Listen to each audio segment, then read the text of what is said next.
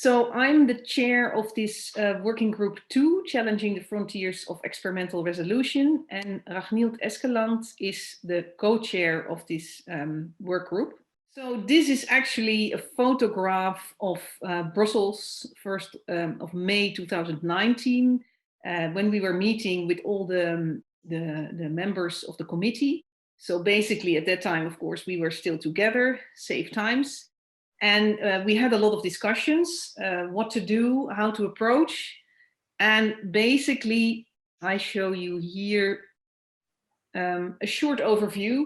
So, of course, the aim of our working group is to overview innovative technologies, and that can have to do with biochemical or single cell, microscopy, high resolution, high throughput, and basically to find ways to combine these technologies as well, and to identify sort of prototype applications where we can actually apply these technologies and in really efforts that we want to perform. The expected output of our working group was at that time to overview the technologies and oversee the researchers involved in these different technologies, potentially also to align with other big consortia like Lifetime or the 4D Nucleome, to make ourselves bigger and, well, get all connected in this big action to oversee all these technologies that are now out there and get the collaborative effort going. Now, as a task, we were planning to make an inventory then of who is using what and what is actually possible and what would we like to apply with maybe a small group to go for really a collaborative effort. And to discuss this, of course, in our meetings and our management committee meetings to get together. Now, all this was then a bit in problem.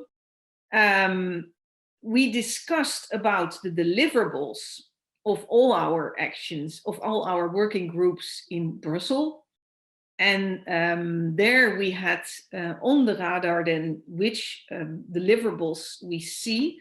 So here you can see lined out the deliverables in year 2, basically, in grant period 2, which is then finding who's working on what in our working group and which technologies do we cover, make a database of the researchers and the technologies, and start overseeing which things can we do together. Now, then we have sort of a big deliverable at the end, where we are planning to oversee examples of maybe artificial or synthetic systems to actually show or mimic nucleome features or behavior. So that would be then a bigger step on top of identifying the technologies, identifying the researchers, and then make a big step. Now, of course, we are now a bit in trouble with the networking. So we've had a hard time to connect and get things going. We have had some meetings with our working group, and one of them was in November. So the 16th of November, we prepared for this meeting, looking back at what our initial plan was and the deliverables and which things we find really interesting to put now on the agenda. Also considering the Inc. Academy, where we now have opportunities to do things online and maybe work more on the online system. So we had an open discussion how to proceed, and especially also to identify who is now actually in the network and which technologies do we cover, and are we still actually missing specific technologies that we would like to also be embedded in the working group and attract those researchers with additional technologies. So we're working on that. And this is sort of a short list of actions that we see as things we are really interested in to get going. So one of them is to write sort of a paper. This can be a white paper or a real interesting review perspective paper where we identify the innovative technologies and discuss how to put them on the agenda, how to collaborate, which topics could we cover, so to get that going. So we're working on this. The other point is, and this is something for which I also want to give the floor to Marianne Rots after this final presentation, because we've been talking about ways to actually have publications maybe on focused topics or methods or yeah, specific items in series of a journal. Now, Marianne Rots started on a daughter journal of clinical epigenetics. So Marianne Rots from the Medical Center in Groningen in the Netherlands, she is editor of clinical epigenetics. And there is now a journal launched, which is epigenetic communications. So which is more to the fundamental part of epigenetics. I'm also an associate editor of this journal. So this is now starting up, and it could be a really nice moment to actually launch series that are connected to specific topics or methods in this journal. So we have another presentation I will show you later. Now, other things we were thinking to proceed with is outreach. So this could also be in the context of the INC Academy.